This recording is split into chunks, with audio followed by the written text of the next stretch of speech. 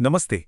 चलिए आज एक ऐसे टॉपिक पर बात करते हैं जो बहुत ज़रूरी है, लेकिन जिसको लेकर काफ़ी गलतफहमियां हैं।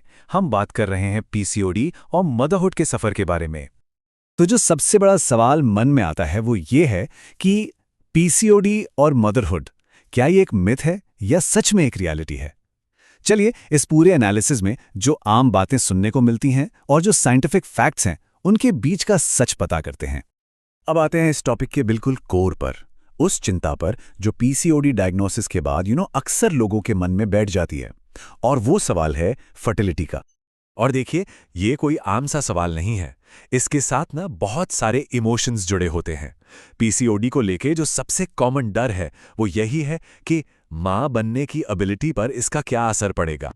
तो इस डर को दूर करने का सबसे अच्छा तरीका क्या है? चलिए सीधे एक्सपर्ट से ही जानते हैं कि उनका क्या कहना है। हमने कुछ ऐसी क्रेडिबल मेडिकल सोर्सेस से इंफॉर्मेशन ली है जो इस मिथ को, इस गलतफहमी को तोड़ने में हमारी मदद करेंगी। तो सबसे पहले सीसीआरएम फर्टिलिटी क्या कहता है?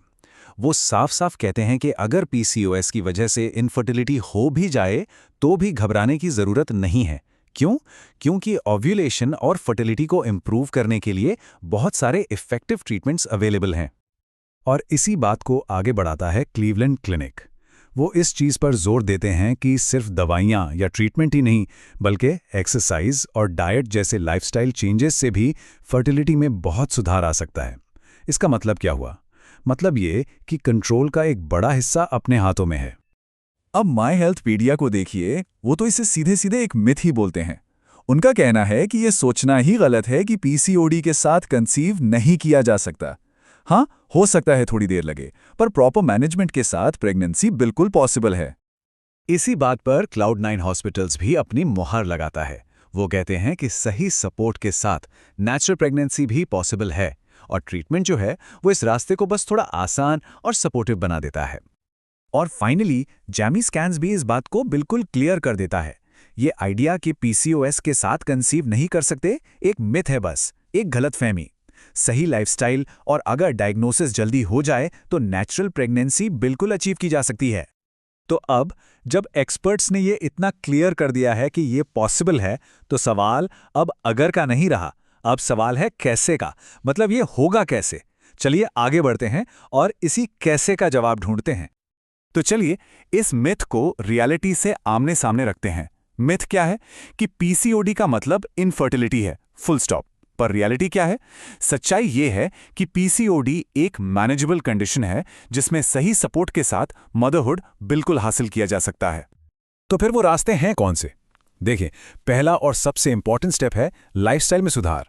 मतलब एक बैलेंस्ड डाइट, रेगुलर एक्सरसाइज और वेट मैनेजमेंट।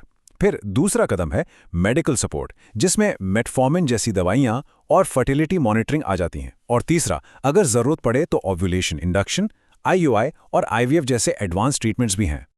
इतनी सारी बातें हो गईं, फैक्ट्स हो गए, पर इन सब चीज़ों को एक रियल लाइफ स्टोरी के जरिए समझने से बेहतर क्या हो सकता है?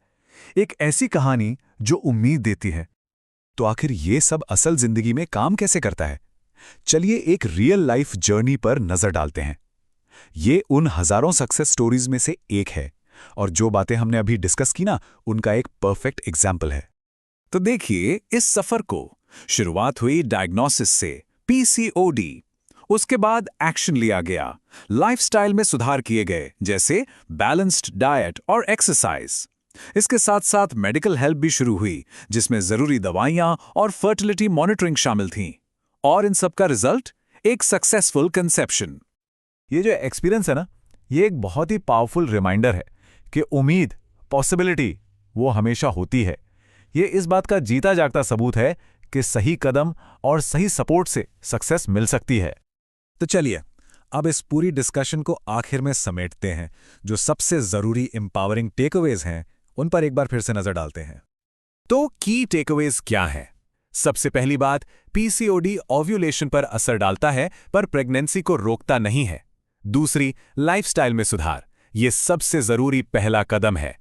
तीसरी, थोड़ा सा भी वेट लॉस इंसुलिन सेंसिटिविटी और ओव्यूलेशन दोनों को बेहतर कर सकता है।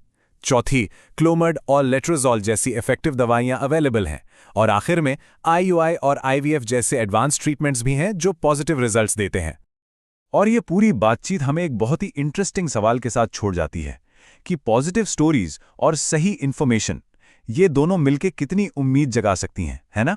इससे पता चलता है कि नॉलेज और दूसरों के एक्सपीरियंसेस डर को दूर भगाने में कितने पावरफुल हो सकते हैं।